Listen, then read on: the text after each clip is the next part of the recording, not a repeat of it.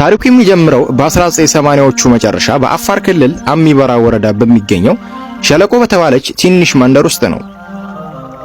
በወቅቱ ሐጂ አብዱልለጢፍ ዑመር በነበራቸው አነስተኛ ካፒታል በ850 ሄክታር መሬት ላይ የመጀመሪያውን የጥጥ እርሻ ሲጀምሩ ይህ ቦታ ከዓመታት በኋላ ግዙፍ የኢኮኖሚ ማዕከል ይሆናል ብሎ ያሰበ ሰው ጥቂት ነበር።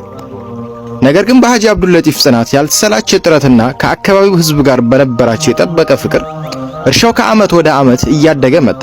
የአዋሽ ወንዝን መስኖ በመጠቀም ያንን ደረቅ የአፋር በረሃ በሺዎች በሚቆጠሩ ሄክታር ለም መሬት ለወጡት።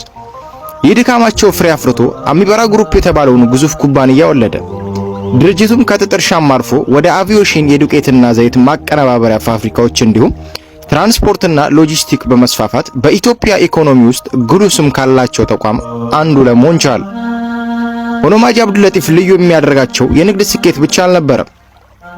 ይልቁንም ለፈጣሪያቸው ያላቸው ፍርሃትና ለወገናቸው የነበራቸው ጥልቅ ፍቅር እንጂ። በተለይም ለድሆችና ለችግረኞች የነበራቸው አክብሮትና የርህራሄ ልብ ወደር አልነበረውም። በየሳምንቱ ድሆችንና ምስኪኖችን ሰብስበው ስጋ ያበሉ፣ አቅም የሌላቸውን ያዝኑ፣ የችግረኞችን እንባ ያብሱ ነበር። ከዚህም በተጨማሪ በአፋር ክልል በሚገኙ ልዩ ልዩ ገጠራማ አካባቢዎች በርካታ መስጊዶችን ገነቡ። ለአካባቢው ሕዝብ ንጹህ የመጠጥ ውሃ ዘረጉ። ትምህርት ቤቶችና የጤና ጣቢያዎችን በመገንባት የብዙዎችን ሕይወት ለወጡ። በክልሉ ድርቅና የተፈጥሮ አደጋ በተከሰተ ቁጥር ደግሞ ከሁሉም ቀድመው በእህልና ውሃ፣ በገንዘብ ድጋፍ ከአካባቢው ሕዝብ ጎን ይቆሙ ነበር።